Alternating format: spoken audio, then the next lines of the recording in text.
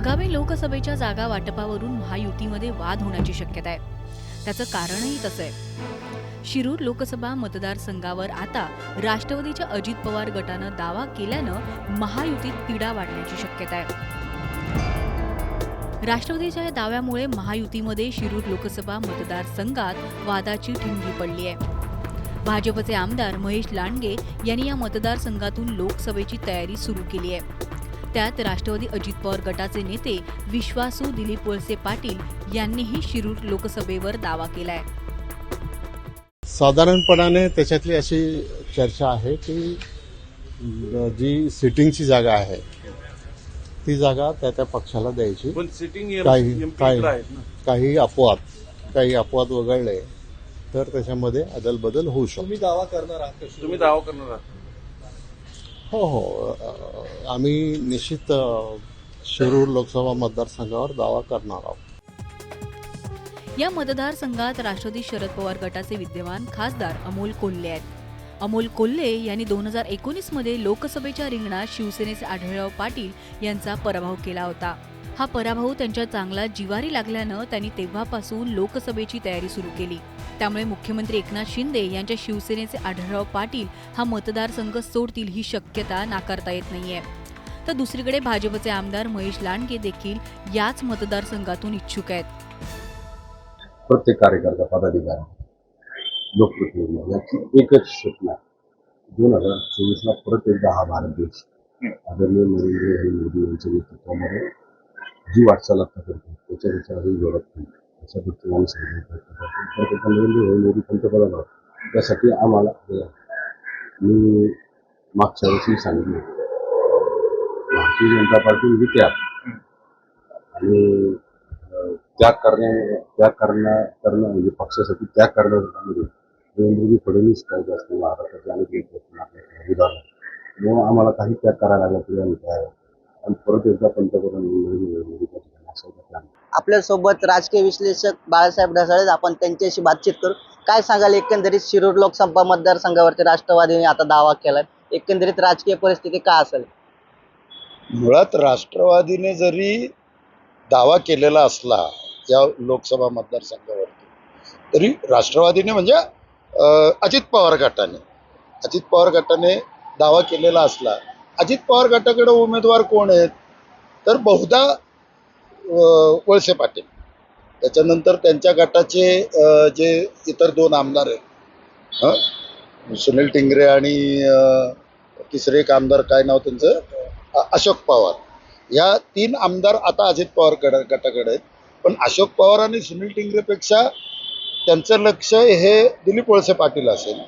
पण आत्तापर्यंतचा शिरूर लोकसभा मतदारसंघाचा इतिहास पाहता विधानसभेत आम्ही आणि लोकसभेत तुम्ही अशा प्रकारे दिलीप वळसे पाटलांचं राजकारण राहिलेलं आहे। तर आत्ता नेमकं स्वतःच हे लढणार का दिलीप वळसे पाटील कुणाच्या विरोधात तर आढळराव पाटलांच्या विरोधात। हा झाला एक भाग। दुसरा भाग मूळ भाजपने त्यांच्याकडं आयात करून शहराध्यक्ष केलेले पिंपरी चिंचवडचे शहराध्यक्ष केलेले भोसरीचे आमदार महेश लांडगे आहेत, ज्यांना गेली कित्येक महिने भाजप पाणी देत आहे की आम्ही तुम्हाला तिकीट देऊ। ते शिरूर लोकसभा मतदारसंघात काम करतायत। शिवाय अजूनही सगळ्यात महत्त्वाचं म्हणजे विद्यमान खासदार जे आहेत अमोल कोल्हे यांची पार्टी अजूनही तशीच आहे, त्यांना मानणारा वर्गही आहे। आणि मुळात या सगळ्या चौरंगी लढतीमध्ये कोण बाजी मारेल हा प्रश्न फार महत्त्वाचा आहे। जर समजा अजित पवार गटाने दावा केला तर या तिघांपैकी कोणाला लढवणार? आढळराव पाटलांना लढवणार एकनाथ शिंदे गटाकडे जे आहेत आत्ता, की दिलीप वळसे पाटलांना लढवणार जे अजित पवार गटाकडे आहेत, की महेश लांडगेंना लढवणार जे भाजपचे उमेदवार म्हणून पुढे आले। या तिघांच्या विरुद्ध एकटे अमोल कोल्हे पलीकडच्या गटात, त्यामुळे ही लढाई अमोल कोल्हेंसाठी जास्त सोपी होईल का असा एक प्रश्न निर्माण होतो याच्यातून। दुसरा प्रश्न असा निर्माण होतो की या तिघांपैकी कुणाला तरी एकाला उमेदवारी दिली जाईल, मग बाकी दोघं तिसऱ्याचं काम करतील का, हाही प्रश्न निर्माण होतो. हा संपूर्ण राजकीय गदारोळ खरं म्हणजे या एकनाथ शिंदे आणि अजित पवारांच्या भाजपकडे जाण्यामुळे हा एक नमुना गृहीत धरा तुम्ही. म्हणजे शिरूर मतदारसंघ हा एक नमुना आहे. अशाच प्रकारचा राजकीय गोंधळ उभ्या महाराष्ट्रात होणार आहे. प्रत्येक ठिकाणी प्रत्येक गट दावा करेल आणि त्या दाव्यानुसार तो प्रत्येक गट आपल्या आपला दावा मांडेल. पण दावा करत असताना हा विरोध इलेक्शनमध्ये होईल का, ॲक्च्युअल निवडणुकीत किंवा ॲक्च्युअल मतदानात हा विरोध मोठ्या प्रमाणात होईल का, हे पाहणं जास्त महत्त्वाचं आहे. मग हे विरोधक भाजप कसं शांत करा, कारण भाजपचं तर स्वप्न आहे 45 सीट निवडून आणायच्यात.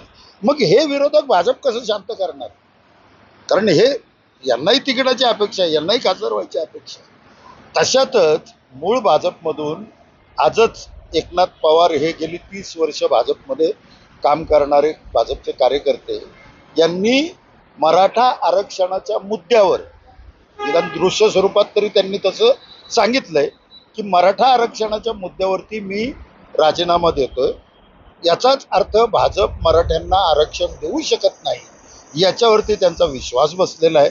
त्याचबरोबर एकनाथ पवार बोलताना असं म्हणतात की एकनाथ शिंदे आणि अजित पवार हे मराठा समाजाचे नेते आहेत, ते दुर्लक्ष करतायत मराठा आरक्षणावरती आणि म्हणून मी भाजपमधून बाहेर पडलो. आता उदाहरणार्थ एकनाथ शिंदे आणि अजित पवार हे भाजपमध्ये गेल्यानंतर ही परिस्थिती निर्माण झाली का, मग ही परिस्थिती उभ्या महाराष्ट्रात निर्माण झाली का, हा खरं म्हणजे फार पाहण्यासारखा भाग असणार आहे. आणि त्याच्यातूनच मोठं अराजक या राज्यात निर्माण होईल अशी एक भीती सततपणे मनात बाळगत येते. याच भीतीचा परिणाम म्हणून शिरूर लोकसभा मतदारसंघामध्ये पुन्हा एकदा अराजक होईल का काय ही भीती वाटते. आमच्यासारखा एक सामान्य माणूस जो शहरात काम करतो त्याच्यासमोर हेच चित्र निर्माण होतं की अत्यंत संभ्रम आणि अराजक असलेला हा कालावधी आहे.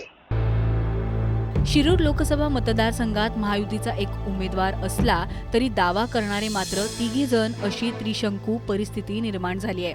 त्यामुळे आता या शिरूर मतदारसंघात राष्ट्रवादीचे अमोल कोल्हे यांच्या विरोधात महायुतीचा उमेदवार असेल की बंडखोरी होते हे पाहणं गरजेचं आहे. सूरज कसबे, टाइम्स मराठी, पिंपरी चिंचवड.